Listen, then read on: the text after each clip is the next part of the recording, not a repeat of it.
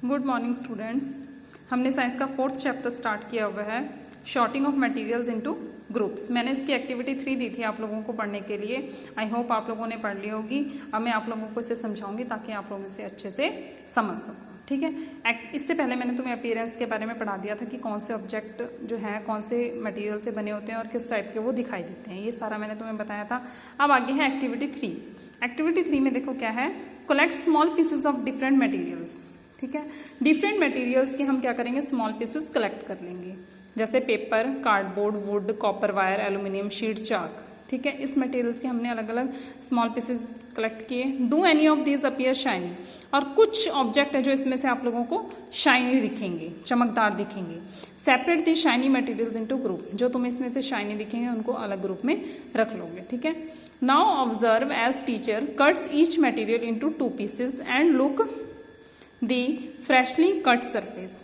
अब क्या करोगे, ऑब्जर्व करना है तुमने कि टीचर है जो इस मटेरियल्स को, या टीचर की हेल्प से आप करोगे तो क्या करोगे, जैसे हमने शाइनी मटेरियल लिया है तो इसको क्या करोगे, आप 2 पीसेस में डिवाइड करोगे, और जहां से आपने इसको कट किया है, जहां से आपने इसको कट किया है वहां से आप इसको देखोगे, जहां से फ्रेश कट किया है। तो वट डू यू नोटिस, आप लोग क्या नोट करोगे, does the freshly cut surface of some of these materials appear shiny. जहां से आपने इसको फ्रेशली कट किया वहां से ये क्या अपीयर होगा, तुमको शाइनी अपीयर्स होगा।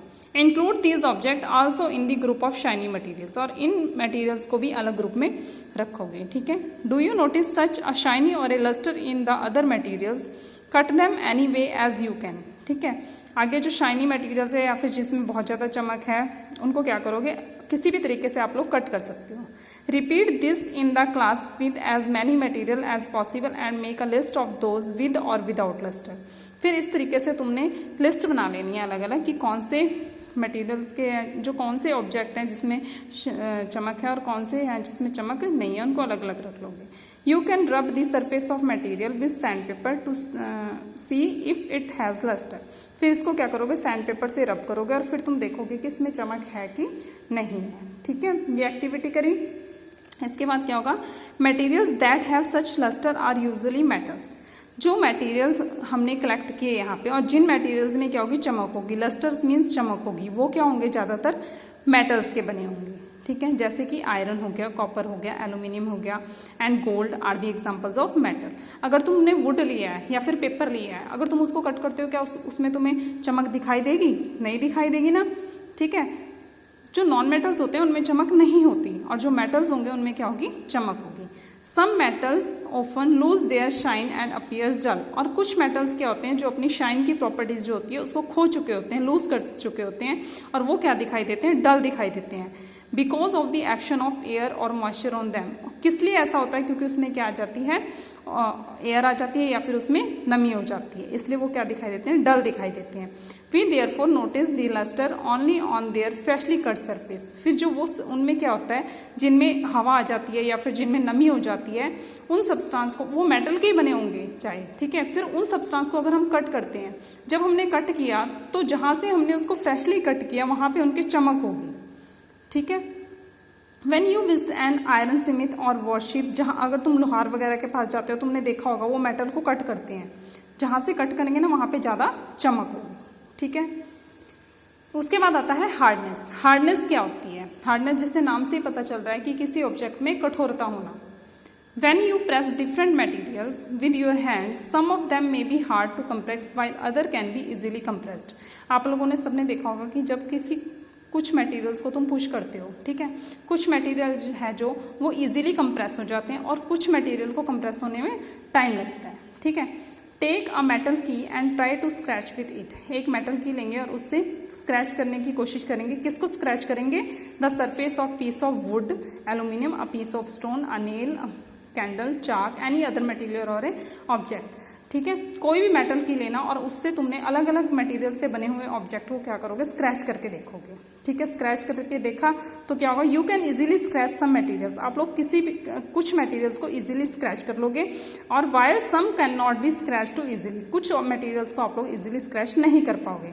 Materials which can be compressed or scratched easily are called soft. जिस मटेरियल्स को तुम इजीली स्क्रैच कर लोगे या फिर इजीली कंप्रेस कर लोगे वो तो होंगे soft, while some other materials which are difficult to compress are called hard. जो डिफिकल्ट होंगे कंप्रेस करने में या स्क्रैच करने में वो क्या होंगे, हार्ड होंगे। जैसे एग्जांपल है कॉटन और sponge is soft while iron is hard. In appearance materials can have different properties like luster, hardness, be rough or smooth। कुछ मटेरियल्स होते हैं वो दिखने में अलग तरह के होते हैं, जैसे कि कईयों में चमक होती है, हार्डनेस होती है, कुछ रफ होते हैं, कुछ स्मूथ होते हैं। Can you think of other properties that describe this appearance of materials. अब देखो 2-3 प्रॉपर्टीज तो मैंने तुम्हें बता दी, जैसे कुछ सॉफ्ट होते हैं, कईयों में चमक होती है, कईयों में नहीं होती, कुछ सॉफ्ट होते हैं, कुछ हार्ड होते हैं, कुछ दिखने में अलग तरीके के होते हैं, ठीक है। इसी तरीके से कुछ प्रॉपर्टीज आप लोग भी मेटल्स और नॉन मेटल्स की बता सकते हो, ठीक है। इसके बाद है सॉल्यूबल और इनसॉल्यूबल। सॉल्यूबल होता है घुलनशील और इनसॉल्यूबल होता है अघुलनशील, नाम से ही पता चल रहा है, ठीक है। इसके लिए भी एक्टिविटी दे रखी है, ये एक्टिविटी आप लोग पढ़ लेना। इस एक्टिविटी में क्या है थोड़ा बहुत मैं बता देती हूँ। Collect samples of some solid substance. कुछ सॉलिड सब्सटेंस लेंगे जैसे कि sugar, salt, chalk powder, sand and sawdust. Take 5 glasses of beakers. 5 glass लेंगे बीकर के। Fill each one of them about 2/3 of water. हर एक बीकर को हम क्या करेंगे 2/3 भाग में 2/3 भाग पानी से भरेंगे। Add small amount of sugar to the first glass. एक ग्लास में हम शुगर लेंगे। Salt to the second glass, नमक लेंगे दूसरे ग्लास में। इसी तरीके से दूसरे ग्लास में और अलग अलग सब्सटेंस लेंगे, ठीक है।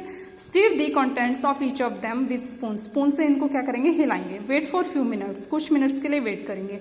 Observe what happens to the substance added to water. Note your observation. और कुछ समय बाद मतलब हम देखेंगे क्या ऑब्जर्व किया आप लोगों ने, और यहाँ पे तुमने लिखना है क्या क्या ऑब्जर्व करोगे तुम। You will notice that some substance have completely disappeared और डिसॉल्व इन वाटर। तुम देखोगे कि कुछ सब्सटेंस तो कंप्लीटली वाटर में डिसॉल्व हो जाएंगे, ठीक है। जैसे कि नमक हो गया, चीनी होगी, ये तो कंप्लीटली डिसॉल्व हो जाएंगे। तो हम इन्हें क्या कह सकते हैं, we see that these substance are soluble in water. Other substance do not mixed with water and do not disappears even after we stay for long time. कुछ समय के लिए फिर हम अदर सब्सटेंस को देखेंगे, वो क्या होंगे, कुछ जो है उसमें घुलनशील नहीं होंगे पानी में, ठीक है। चाहे लंबे समय तक भी हम उन्हें हिलाते रहेंगे तब भी वो घुलनशील नहीं होंगे, तो ये सब्सटेंस क्या होंगे, इनसोल्यूबल, ठीक है। This substance are insoluble in water. Water plays an important role in the functioning of our body because it can dissolve large number of substance. Water है जो हमारी बॉडी का एक इंपॉर्टेंट फंक्शन करता है हमारी बॉडी का, क्योंकि इसमें क्या होते हैं कई तरह के सब्सटेंस जो वो डिजॉल्व होते हैं। Two liquids also dissolve in water. क्या जो लिक्विड होते हैं वो भी वाटर में डिजॉल्व हो जाते हैं। इसके लिए नेक्स्ट एक्टिविटी दी हुई है, ये एक्टिविटी आप लोग खुद रीड करना, फिर बाद में मैं समझाऊंगी। Okay, thank you students.